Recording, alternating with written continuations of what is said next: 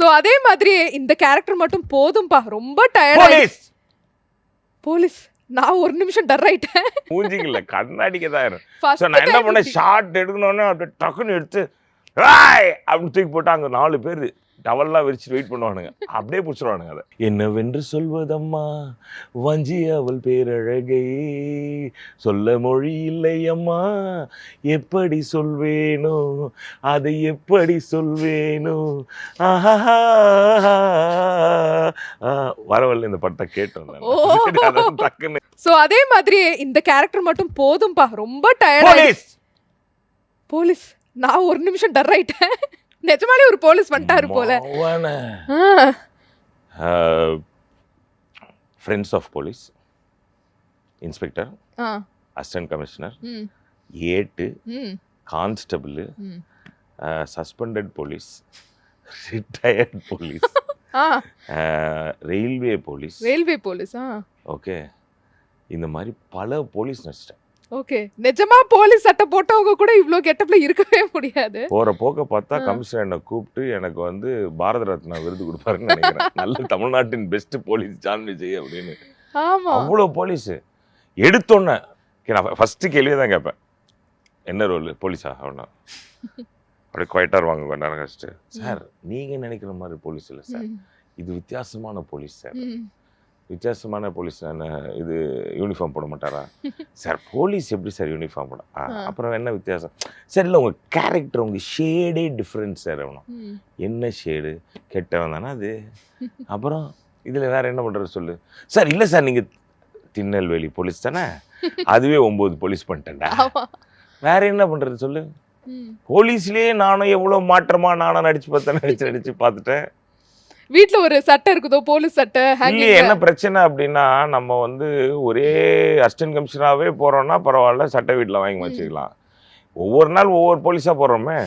அப்புறம் இந்த ரெட்டை தலையில் வேற போலீஸாக நடிக்கிறேன்னா நான் சொல்லிட்டேன் டைரக்டர், ப்ளீஸ் டைரக்டர் யூனிஃபார்ம் போடாமல் நடிக்கிறேன் சார் அப்படின்னு. அவர் சொன்னார், இல்லை சார் ஹீரோ தான் சட்டெல்லாம் இல்லாமல் நடிக்கிறாரு, நீங்கள் நடிச்சிங்கன்னா நல்லா இருக்காது சார். அப்புறம் பேசி கீசி என்ன பண்ணாங்க, ஓகே மஃப்டிலேயே உங்களை விடுவோம் சார் அப்படின்னு. சட்டை பேண்ட்டு நல்லா லெனின் ட்ரௌசர் அந்த மாதிரிலாம் போட்டு ஸ்டைலிஷா அப்படியே கூலர்ஸ் போட்டுக்கிட்டு அப்படியே போலீஸ். நம்ம எங்கே போனாலும் தான் கூலர்ஸ் போடுவோமே. போலீஸ் யூனிஃபார்ம் போட்டாலும் அதுக்கேற்ற ஒரு மாதிரி ஒரு கூலர்ஸு. என்ன ஒன்று, இந்த சன்கிளாஸ் போட்டு நடிக்கும் போது ஒரு பிரச்சனை என்னன்னா, அந்த ஃபைட்டு இருக்கு பாரு, அப்போ தான் எனக்கு பக்கு பக்கு பக்கு பக்கு பக்கு பக்குன்னு இருக்கும். பின்ன நம்ம ஆளுங்க மூஞ்சிலே அடிச்சிருவானுங்க, கண்ணாடிக்க தான் ஆயிரும், மூஞ்சிக்கு இல்லை கண்ணாடிக்க தான் ஆயிரும். ஸோ நான் என்ன பண்ணேன், ஷார்ட் எடுக்கணுன்னே அப்படியே டக்குன்னு எடுத்து "ஏய்" அப்படின்னு தூக்கி போட்டு அங்கே 4 பேர் டவல்லாம் விரிச்சு வெயிட் பண்ணுவானுங்க, அப்படியே பிடிச்சிருவானுங்க. அதை அதோட முடிஞ்சு போச்சு. நல்லா இருக்கேப்பா இது. ஆமா, பின்ன நோ மோர் போலீஸ். இனிமே போலீஸே வேண்டாமா உங்களுக்கு? இல்லம்மா, வேணும் பாதுவும். நீ எந்த ரோல் கொடுத்தாலும் நடிப்பேனா, காசு கொடுத்துருங்க அவ்வளோதான். காசு கரெக்டா வரணும். L stands for love. Love. உங்களோட முதல் காதல் பத்தி சொல்லுங்கள். எங்க அம்மா. This and all I don't want. எல்லாருக்குமே முதல் காதல் அம்மா அப்பா தான். அப்புறம் நீ அந்த கேள்வியை கேட்கறாரு, 2வது காதல் 4வது காதல் கேட்டனா உனக்கு இன்ட்ரெஸ்டிங்கா அது ஆன்சர் வந்திருக்கும். சரி சரி, ரெண்டாவது காதல். 2வது காதல் என் பொண்டாட்டி. இதுதான் வேணும். சரி, பொண்டாட்டியோட வந்த லவ்ஸ். 2வதா வந்த முதல் காதல். 2வதா வந்த முதல் காதல் நிறைய இருக்கும் போல லிஸ்ட். எக்கச்சக்கமா இருக்குது. டக்குன்னு யார் பேர் ஞாபகம் வருது? பாவம், இவங்க கோச்சுக்குவாங்க அவங்கள பத்தி சொன்னா, அவங்க கோச்சுக்குவாங்க இவங்கள பத்தி சொன்னா. ஜாலி மேல வந்திருக்கீங்கல, இவங்கள பத்தி சொல்றது சொல்லுங்க. எல்லாரும் லவ் தானே. ஆமா. see பேசிக்கலி வந்து நான் எல்லாரையும் லவ் பண்ணுவேன். நான் நல்லா பசங்களாம் சொல்லுவாங்களா, மச்சான் நான் அவளை கரெக்ட் பண்ணிட்டேன் அப்படின்னு. நானும் யாரையும் கரெக்ட் பண்ணதில்லை, என்னதான் எல்லாரும் கரெக்ட் பண்ணுவாங்க. வரே வா, ஏகப்பட்ட ப்ரொபோசல்ஸ் வந்துட்டே இருக்கும். எந்த ப்ரொபோசலையும் டிஸ்போசல் பண்றதே கிடையாது. ஒரு ஜாலியான யூத்தா இருந்திருக்கீங்கன்னு நமக்கு தெரிய வருகிறது. எப்பவுமே அப்படிதான் இருக்கணும். Life is beautiful. Happiness is what life is all about. Okay, நம்மளும் சந்தோஷமா இருக்கணும், நம்மளை சுத்தி இருக்கிறவங்களும் சந்தோஷமா வச்சுக்கணும், அதுதான் வாழ்க்கை. அதே மாதிரி இப்ப இந்த எல் வந்ததுனால உங்க வைஃபுக்கு வந்து நீங்க டெடிகேட் பண்றீங்க இந்த காதலை. சோ அவங்களுக்காக ஒரு பாடலும் வந்து நீங்க டெடிகேட் பண்ணும். ஏதாச்சும் ஒரு பாட்டு இப்ப பாடணும் அவங்களுக்காக, காதல் பாடல். என்னவென்று சொல்வதம்மா வஞ்சி அவள் பேரழகை, சொல்ல மொழி இல்லை அம்மா, எப்படி சொல்வேனோ அதை எப்படி சொல்வேனோ. ஆஹா, வரவல்ல இந்த படத்தை கேட்டோம் ஓ டக்குன்னு. இல்ல சிங்க் ஆயிடுச்சு கரெக்ட்டா. சூப்பர். Very- ஆனா வாங்கினதுலயே மறக்க முடியாத அல்வாப்பா. இது ஒரு அல்வானே தெரியாம நான் ரொம்ப நேரமா வாங்கிட்டு நிறைய இருந்தேன். வாங்கிக்கிறேன் நான். மறக்கவே முடியாத ஒரு அல்வா எங்களோட கண்டிப்பா இதெல்லாம் ஷேர் சொல்ல பண்ணுங்க. முடியாதுமா, நீ வேற. ஷேர் பண்ணுங்கப்பா. சும்மா ஏதாவது ப்ரொஃபஷனல் அல்வா தான் நான் கேக்குறேன். பர்சனல் அல்வா கிடையாது. நீங்க பர்சனல் தான் நினைக்காதீங்க. ப்ரொஃபஷனல். ப்ரொஃபஷனல் அல்வா வந்து, ஆமா ஒரு படத்துல வந்து என்ன நடிக்க போயிருந்தேன் நான். அங்க வந்து என்ன சொன்னாங்க, சார் நீங்க வந்து இந்த பர்டிகுலர் பர்சனோடைய ஜோடியா வரீங்க அப்படின்னு சொல்லி சொன்னாங்க. செம்ம ஹாப்பி ஆகிட்டேன். சூப்பரான ஹீரோயின் வரையா அப்படின்னு. ஆனால் அங்கே போனதுக்கு அது வரைக்கும் நான் அந்த படத்தில் வந்து கமிட்டே ஆகலை. பட் நான் ஹீரோ கிடையாது. பட் நான் அந்த டைரெக்டாக அதாவதுன்னா ஆப்போனண்ட், நான் அவளை கல்யாணம் பண்ணிக்கணும் அந்த மாதிரி ஒரு சீக்வென்ஸ். நான் அவரும் மாமா பையன் மாதிரி நான் அப்படின்ட்டு போனோம். ஷூட்டிங் போனால் ஃபஸ்ட் நாள் வந்து ஏதோ எடுத்தானுங்க, என்னை மட்டும் தனியாக வச்சு டைலாக்லாம் பேசி எடுத்தானுங்க. எடுத்துகிட்டு 2 நாள் பிரேக் விட்டாங்க, ஷூட்டிங் கிடையாது. நான் ஜாலியாக கொச்சின்லாம் அப்படி சுற்றிட்டு அந்த ஹவுஸ் போட்லலாம் போயிட்டு அடுத்த நாள் வந்தேன். அடுத்த நாள் ட்ரெஸ் எல்லாம் மாறிடுச்சு, வேஷ்டி சட்டை எல்லாம் கொடுத்தானுங்க. என்னடா இது அப்படின்னா, ஒருவேளை கிராமத்தில் மைனர் மாதிரி ஏதோ ஃபீல் பண்ணுறாங்க போல இருக்குன்னு போய் நின்னா, சார் கொஞ்சம் ஒயிட் அடிக்க சொன்னாங்க சார். நானுங்க அந்த ஹீரோயினுக்கு அப்பாவை நடிச்சேன் கடைசியில் அந்த படத்தில்.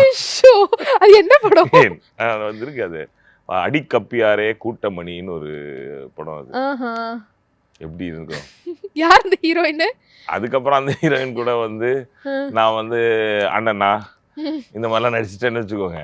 ஓகே. ஆனா ஃபர்ஸ்ட் நான் நடிச்சது வந்து அப்பாவா நடிச்சேன். அப்பாவா? அடிக்கப்பியாரே கூட்டமணி. யார் ஹீரோயின்? சூப்பர் படம் அது. நமிதா. நமிதானா நம்ம நமிதா இல்ல, மலையாளம் ஆக்ட்ரஸ். ஓ மலையாளம் நமிதா. ஓகே. ஸோ அது வந்து பயங்கரமான அல்வா. அது இந்த மாதிரி பல அல்வாங்கள் இருக்கு, ஏகப்பட்ட அல்வாக்கள் இருக்கு. நான் வேற திருநெல்வேலி பக்கத்துல இருக்கேன்னா அடிக்கடி நிறைய பேர் கொடுப்பாங்க அல்வா. அல்வா கடையே இருக்கா? அல்வா கடையே இருக்கு. ஏதாச்சும் ஒரு படம் நீங்க நடிக்கிறீங்க, நடிக்கும் போது ஹீரோயினோட அழக பார்த்து மயங்கி ஓ நோ நான் ஒரு ஆக்டர் அப்படிங்கறதே மறந்து டைலாக் எல்லாம் மறந்து அந்த மாதிரிலாம் சிச்சுவேஷன் நடந்திருக்கா? ஐஸ்வர்யா ராய். ஐஸ்வர்யா ராய் வாரே வா. அவங்களோட டைலாக் பேசும்போது ஆனால் நான் கண்டினியூஸாக வந்து சீன்ஸ்லாம் வந்து பிரில்லியண்ட்டாக பெர்ஃபார்ம் பண்ணிருந்தேன். ஆனால் சில டைம்லாம் சில பேர் பண்ணுவாங்க, அந்த டக்குன்னு அது ரியாக்ஷன்லாம் மாற்றுவாங்க, பார்த்தா ஆஃப் ஆயிரும். ஸோ 11 டேக் எடுத்தார் மணி சார். ஏற்று விறுவிறுத்து ஃபீல் ஆகி வரல. அப்புறம் கடைசியில் அந்த சீனே இல்லை படத்தில். ஆனால் 11 வாட்டி அதுதான் அப்படி திரும்பி என்ன நான் டைலாக் சொல்லிட்டே இருப்பேன். எங்கள் ஊரில் மக்ரூ ஒன்று ரொம்ப ஃபேமஸ்ஸு, ரொம்ப ஸ்வீட்டாக இருக்கும் உங்களுக்கு அப்படின்னா, என்னை அப்படியே பார்த்து நீங்கள் அம்மா பையன் தானே அப்படின்னு அப்படி அவ்வளோதான் முடிஞ்சு போச்சு. சார் திட்டுவார், அப்படின்னு. ஸோ அந்த மாதிரி. ஓகே. ஐஸ்வர்யா ராய்ட்ட சொன்னீங்களா செம்ம அழகா இருக்கீங்க, நான் வந்து ரொம்ப உங்களாலேயே மிஸ் பண்றேன் என்னோட ஆக்டிங் எல்லாம் அப்படின்னு? ஊரே சொல்லிருக்கோம். இதை நான் வேற சொல்லணுமா அவங்களுக்கு? கெத்தா இருந்துட்டீங்க. நம்ம ஃபீலிங்லேயே தெரிஞ்சிருக்காது அந்த அம்மாவுக்கு. வாட் இஸ் திஸ், எங்க போனாலுமே எனக்கு இப்படி இருக்கேப்பா. காட், இந்த பையனுமா என் கண்ணை பார்த்து மயங்கிட்டானே அப்படின்னு. ஏகப்பட்ட படங்கள் ஒர்க் பண்ணியாச்சு, ஏகப்பட்ட டைரக்டர்ஸோட ஒர்க் பண்ணியாச்சு. எந்த டைரக்டருக்கு இந்த மிர்ச்சி மாதிரி சுரு சுருன்னு கோவம் வரும்?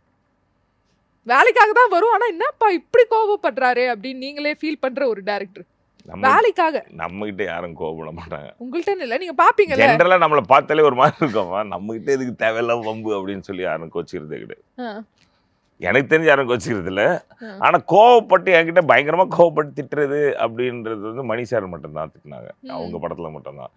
அப்புறம் தான் தெரிஞ்சிச்சு அவருக்கு என் மேல ரொம்ப லவ் ஜாஸ்தி, அந்த லவ் அப்படி எக்ஸ்பிரஸ் பண்றாரு அப்படின்றது. ஒவ்வொருத்தரும் ஒவ்வொரு மாதிரி எக்ஸ்பிரஸ் பண்ணுவாங்கல்ல, அப்படியே எக்ஸ்பிரஸ் பண்றாரு. ஒரு ஃபீலிங்.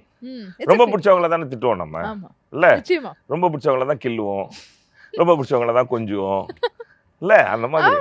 கரெக்ட் தான்.